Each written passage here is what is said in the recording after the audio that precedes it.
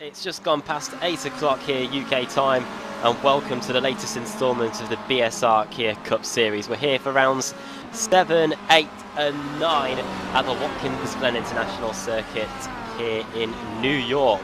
Pole position goes to Jason Greenfield, second Dave Crozier, third Cesare Rizzo, fourth Thomas Gibson, Max Wright fifth, Maciek Sakovic. 3 is underway, the green lights are on, and who's going to be leading into the first corner? Cesare Rizzo's got a good jump away from the line. He might fancy his chances of going up the inside of Jason Greenfield here into turn 1. He turns in, and that is not what we wanted, and all the cars scatter coming back onto the track. You want to make sure you do it safely, and it looks like Jason Greenfield just had enough speed going through the first corner to hold on to the lead there, Dave, but that was pretty dangerous stuff there. Yeah, I think that's going to almost certainly be looked at. That was, I feel so sorry for Ches. He's always caught up in this sort of stuff, and Jason really should have been a little bit more aware, although we know what it's like going into turn 1 on these things. But it looks like Ches on the inside going towards the carousel here. Looks like he's going to get that place, and you've got to say rightfully so, justice being served here, but we're seeing almost 3 cars going wide. 3 wide on the carousel, boys. What is going on here? Loving this stuff here. Gareth Hicklin in the middle of all that there, as is Stelian Cheplevsky, and this is getting intense. Delmont, yeah, also in the mix as well. Maciek Sakovic, Scott Malcolm. We only lost 1 car so far in this opening lap of the race, and that was Gavin Wakefield at the top of the S's. I think he might have got going again. Yes, he has, but he's a long way down the order. But here we go then, across the line to complete the first lap. It's Rizzo leading the way. Greenfield second, Crozier in third, then it's Max Wright fourth, then it's Diogo Melro, who is side by, and then Stelian Chapelewski, who was side by side with Thomas Gibson through the first corner.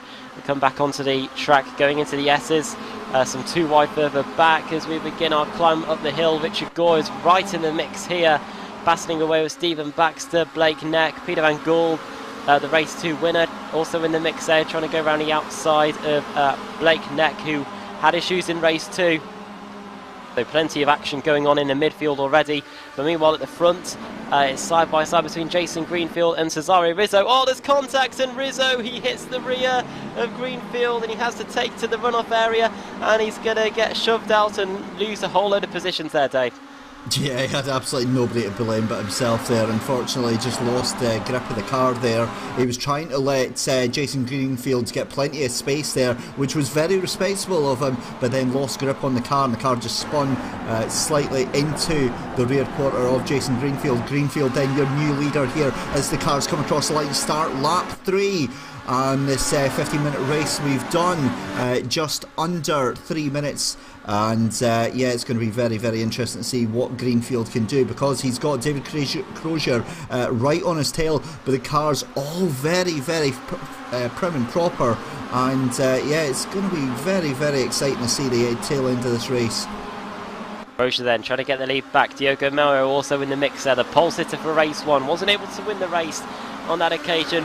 He'll be hoping to leave here with a win. He did get one at Suzuka. Here he goes up the inside for second place to get past Dave Crozier into the carousel. He's got his teammate acting shotgun and Stelian Chapelewski.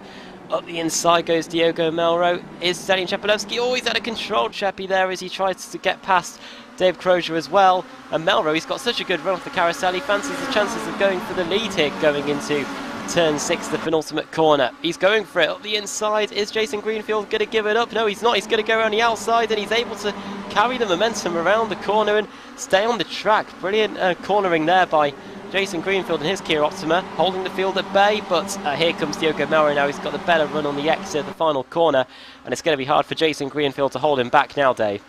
Yeah, it was a terrible exit for Jason Greenfield on that final corner. Huge hit there. Oh my goodness me. Melro receiving a very, very unpleasant boot on the rear, and it's all going wrong. Oh my goodness me. Oh my word, it's all kicking off now. That's Paul. Yeah, it definitely was Crozier, because Cheplevsky was side by side with Jason Greenfield. And then what happened after that? It was a quarter panel between Thomas Gibson and Max Wright. Which didn't help matters, and there was a secondary incident. Again here in the battle for the lead. Diogo Melro still there after getting his shove from Crozier, and now here comes Crozier actually for the lead. Diogo Melro fancies his chances as well as we come down the straight. Lap 5 here with just under 10 minutes to go, 9.5 minutes in fact, as we come down the straight towards the carousel, and the top 6 are all here going into the carousel. Round the outside goes Dave Crozier. Diogo Mero is still there. Adam Delmont also in the mixture there with Cesare Rizzo, who was in the lead battle earlier on. And Crozier now has the inside line going into turn 6.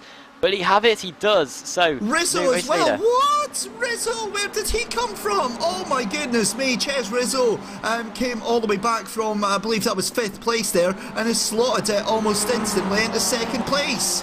Well, from nowhere. Cesare Rizzo to 2nd place. Diogo Melro in 3rd now to come across the line.